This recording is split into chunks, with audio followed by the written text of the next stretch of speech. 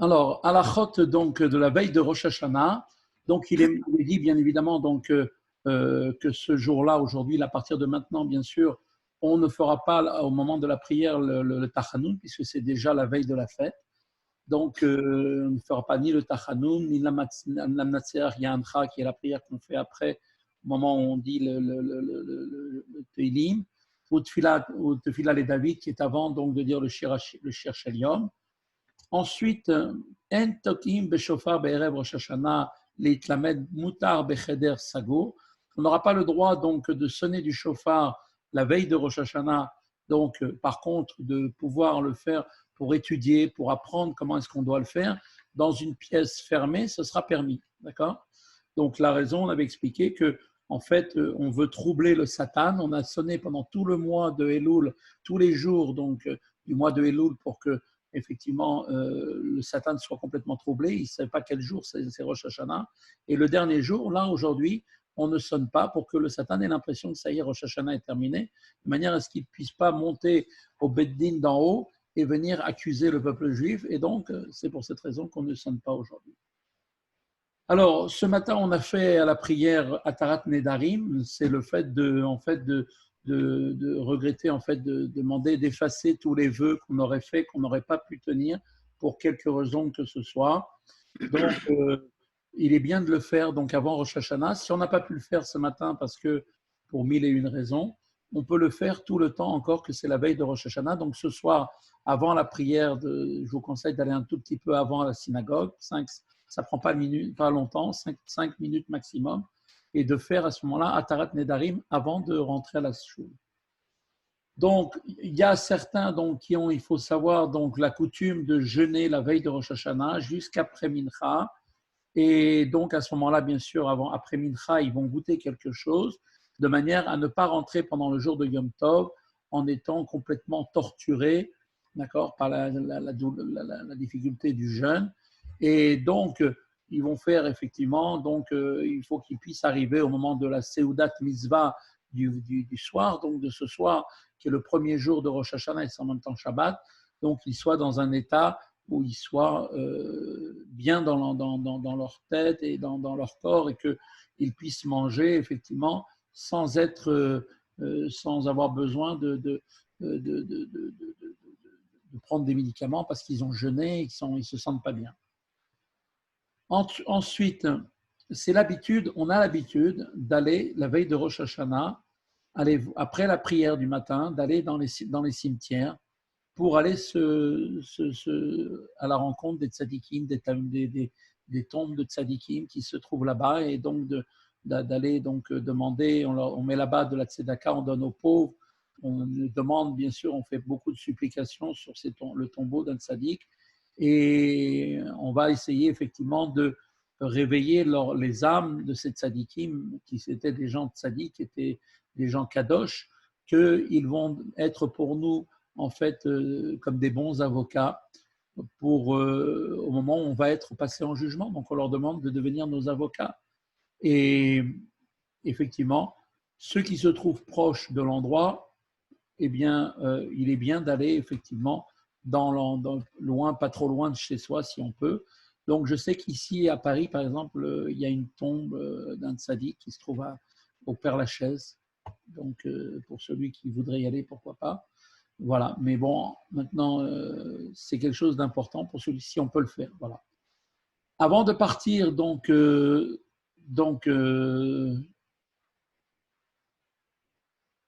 oui, avant d'aller dans ces endroits, on a l'habitude de ne pas manger ni de boire quelque chose. C'est une sorte un peu un jeûne quand on va dans ces endroits où il y a les tzadikim qui sont enterrés. Alors c'est bien de ne pas manger avant d'y aller ni de boire, de manière à être là-bas dans un esprit déjà d'élévation par rapport à notre condition physique habituelle. Donc on fait un effort sur soi et après on peut manger bien sûr tout de suite après. Si, par exemple, quelqu'un il rentre dans un cimetière, comme ça peut être le cas, et on parle d'un cimetière juif, hein, bien sûr, s'il n'a pas été dans un cimetière juif pendant 30 jours, eh bien, il doit faire une bracha au moment où il va voir les tombeaux des gens qui sont là-bas, des tombeaux des juifs, et il devra dire Baruch Hashem Elokeinu melech haolam, asher yatzar etrem, qui vous a créé, badin par le din, qui vous a tué par le din, et qui va vous faire ressusciter par le din encore une fois. Donc c'est une phrase consacrée qu'on a l'habitude de dire.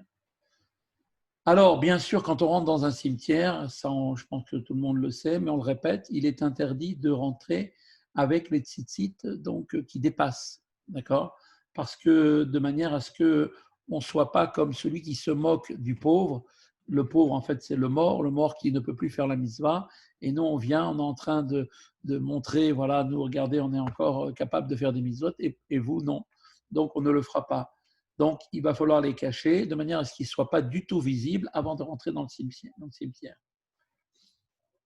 Alors, il n'est pas bien d'aller plusieurs fois sur le même kéver, le même tombeau, plusieurs fois dans la même journée. Et quand on va sortir, bien sûr, du cimetière, comme vous le savez certainement, il est très important de se laver les mains, donc après être sorti du cimetière. Alors, ce jour-là, aujourd'hui, un jour comme aujourd'hui, c'est une très bonne chose pour celui qui peut, bien sûr, de s'occuper de la Torah, d'étudier la Torah, d'accomplir les mitzvot et d'arranger, si on peut dire, toutes ces affaires que l'on a entre soi-même et les autres, d'autres personnes. Si jamais on en a des différents, eh bien, c'est bien d'essayer de tout faire pour essayer d'arranger les choses, pour ne pas rentrer dans la fête avec on va dire des choses au-dessus de notre tête qui sont des problèmes qu'on n'a pas réglés, des histoires pour lesquelles on n'a pas essayé de trouver un arrangement. Il est bien d'essayer de tout faire pour se demander pardon les uns les autres, ne pas attendre Yom Kippour, c'est bien de le faire dès maintenant, le plus tôt possible, avant de passer la veille de Rosh Hashanah. D'accord? Donc c'est bien de ne pas attendre jusqu'à la veille de Yom Kippour pour demander pardon à son ami si on a fait quelque chose. C'est bien de le faire maintenant, c'est bien juste avant le jugement. Et il faut donc ajouter, bien sûr, rajouter des Teilim pendant ce jour, pendant le jour d'aujourd'hui, et de faire tout ce qu'on peut encore, puisque tant que le soir n'est pas arrivé, tant qu'on ne va pas faire Arvit, eh bien, on peut encore ce jour-là revenir à faire Teshuvah, faire des bonnes actions, essayer de faire tout ce qu'on n'a pas pu faire. Vous voyez, on nous laisse toujours la possibilité, la porte est ouverte pour qu'on fasse vraiment tout ce qu'on peut, de manière à ce que, effectivement, pour l'année qui est en train de partir, donc on doit essayer de regretter tout ce qu'on n'a pas fait et prendre des bonnes décisions à partir de maintenant, pour de manière à ce que notre prière que l'on va faire à Arvit, eh bien, on se trouve dans un état de pureté, de propreté. On est propre vis-à-vis de tout le monde, vis-à-vis aussi bien des hommes que vis-à-vis du ciel, aussi bien sur terre que dans le ciel. C'est une très bonne chose de faire comme ça. Et donc, en fait, il ne faut pas attendre Yom Kippour. Les gens croient que c'est juste avant Yom Kippour qu'il faut demander pardon. Non, c'est avant d'être jugé. Car ça aussi, ça va nous aider au moment du jugement pour qu'autour de nous, on soit propre et clean, si on peut dire, devant le jugement et qu'il n'y ait aucune chose que l'on va pouvoir retenir, que Dieu préserve contre aucun juif. Donc voilà.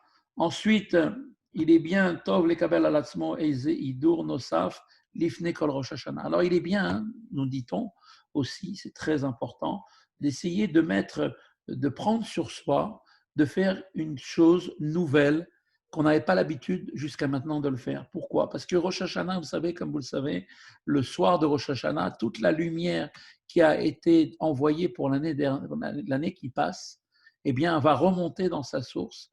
Et le lendemain, au moment de la sonnerie du shofar, bon là en l'occurrence il n'y aura pas de shofar puisque c'est Shabbat, c'est Dieu lui-même qui va sonner le shofar, eh bien à ce moment-là sera réintégrée la vitalité de toute la nouvelle vitalité qui n'a jamais existé, qui n'est jamais descendue pour la nouvelle année, avec des forces nouvelles qui n'ont jamais été envoyées. Donc il est bien pour marquer cela et pour pouvoir faire un kéli, un réceptacle pour recevoir cette bénédiction, eh bien de prendre sur soi, de rajouter un embellissement dans notre service de Dieu d'une chose qu'on n'avait pas l'habitude de le faire avant Rosh Hashanah. Donc, s'il y a une petite chose pour laquelle on a des difficultés, pour laquelle on a, jusqu'à présent, on n'a pas pu le faire pour mille et une raisons, eh bien, on va essayer de, si c'est possible, de prendre sur soi, de l'accomplir cette fois-ci pour la nouvelle année.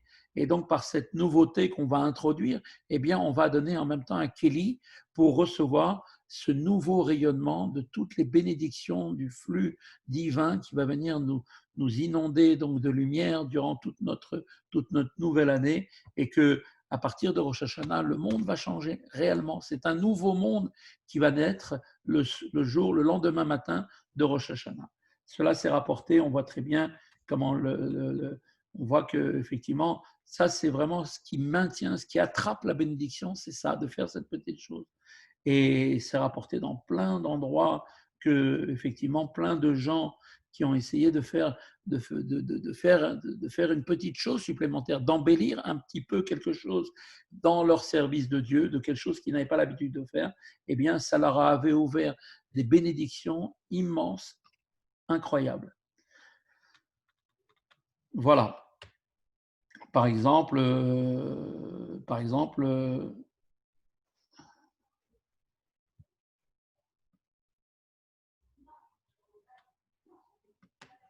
donc chacun comme il peut effectivement améliorer dans son sens.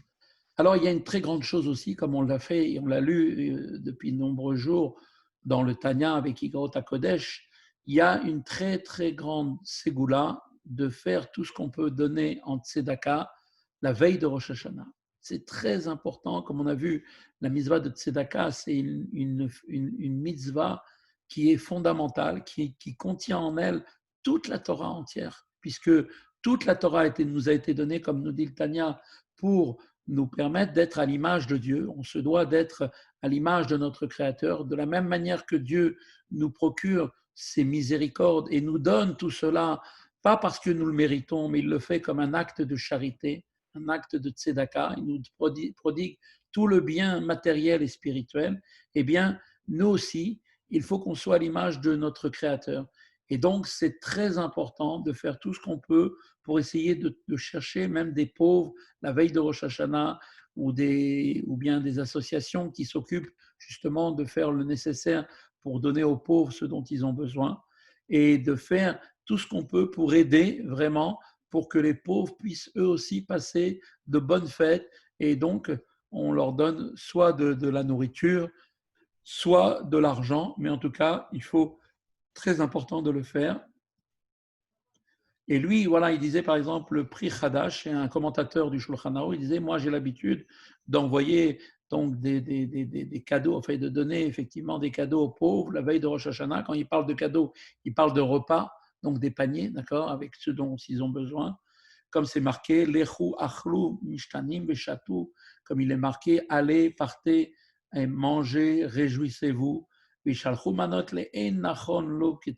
il donnait même de ce qu'il n'était pas, il n'avait pas forcément toujours les moyens, ce n'était pas quelqu'un de très riche, mais il faisait au-delà de ses possibilités. Et à ce moment-là, il faisait en sorte de donner à que chacun.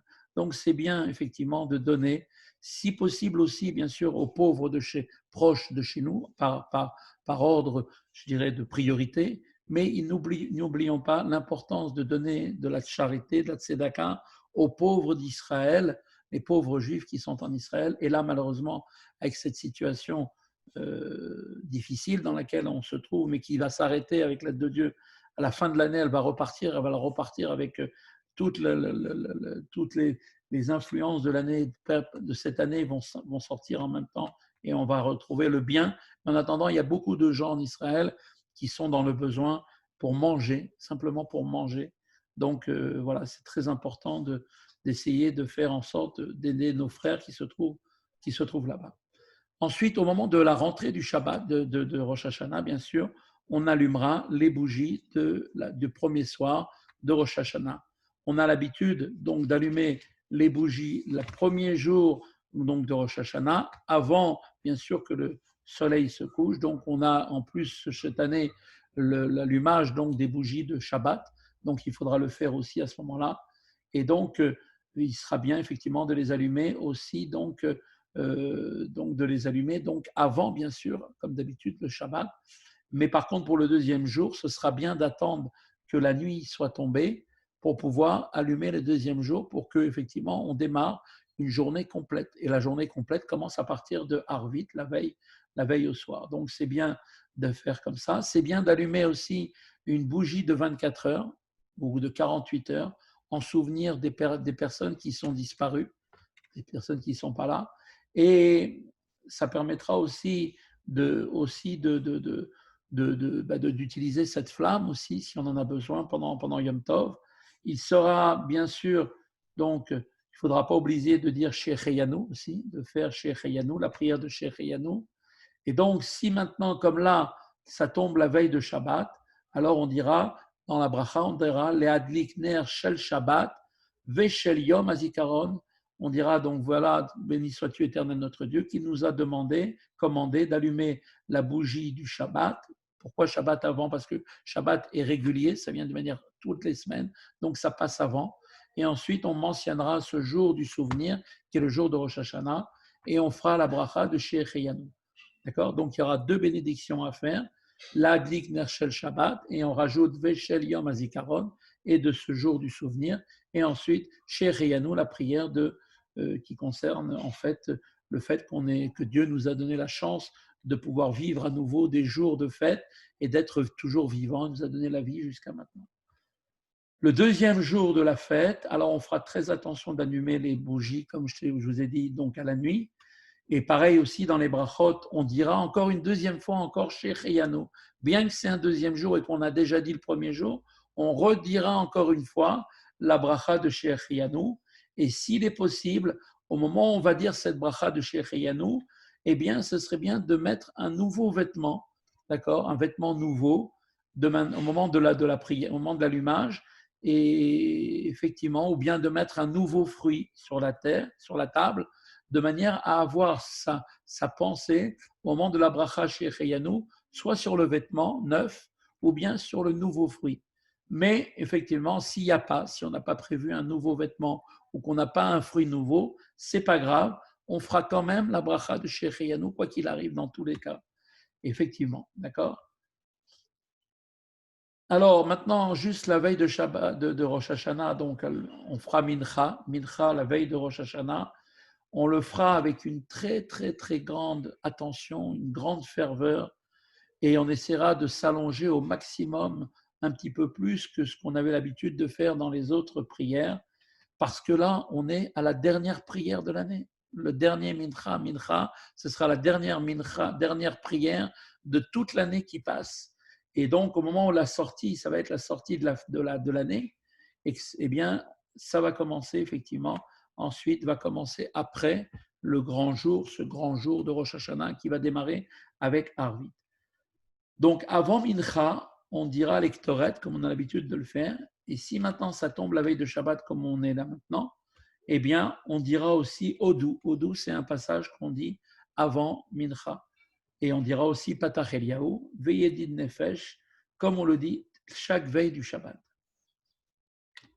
Très important à ne pas oublier, pendant Shabbat, pendant les 2 jours de Rosh Hashanah, eh bien, une heure après, d'accord, après Mincha, on est dans la veille de Rosh Hashanah et dans le Arvit, jusqu'à Arvit, c'est bien de dire, effectivement, c'est bien de dire même aussi à la sortie, donc de dire constamment des Teilim. C'est très très bien, très grande ségoula, vraiment quelque chose d'extraordinaire, une protection inimaginable de dire les Teilim toute la nuit, si on peut, enfin la nuit, jusque rester, si on peut dire, le plus tard possible, car pendant les 2 jours de Rosh Hashanah, il est bien, si on peut faire très attention, de ne pas parler des choses inutiles pendant Rosh Hashanah. C'est pas bien de parler des choses de la semaine ou de choses de son travail ou des choses qu'on a envie de parler habituellement quand on rencontre des amis.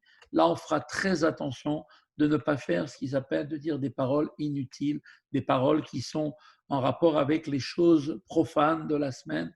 C'est bien si on peut aussi, ça dépend aussi bien sûr de la constitution de chacun, d'essayer de diminuer un peu dans son sommeil et de rajouter donc des prières, des supplications, et en donnant vraiment de tout son cœur, de profondeur de son cœur, et à chaque instant, eh bien, qu'on a de libre, il est bien de dire des Teilim. C'est vraiment la Ségoula, c'est vraiment le conseil extraordinaire qu'on donne, c'est vraiment un secret qui est très profond de dire des Teilim durant tout Rosh Hashanah. Et à chaque fois qu'on a du temps de libre, de le dire. Si on a un peu de temps, on ouvre un livre de Teilim et on continue. C'est bien et très important, écoutez bien, pour ceux qui fument, de ne pas fumer pendant Rosh Hashanah. Même de fumer en cachette, c'est pas bien. D'accord? Et il nous explique en vérité que, il nous dit là-bas que ça a été, et ça, c'est ce qui va lui permettre d'attraper la bénédiction, de ne pas fumer, vous vous rendez compte? Juste le simple fait de ne pas fumer permettra à la personne qui le fait d'attraper comme ça une bénédiction. Même en cachette, c'est pas bien on a pris le minac de ne pas fumer. Et il est bien que les gens qui sont en plus des Bnei Torah, des gens qui étudient la Torah, il sera bien pour eux de faire très attention, de faire en sorte d'influencer tous ceux qui ne sont pas au courant, qui ne connaissent pas cette halakha. C'est très très bien d'en parler autour de soi.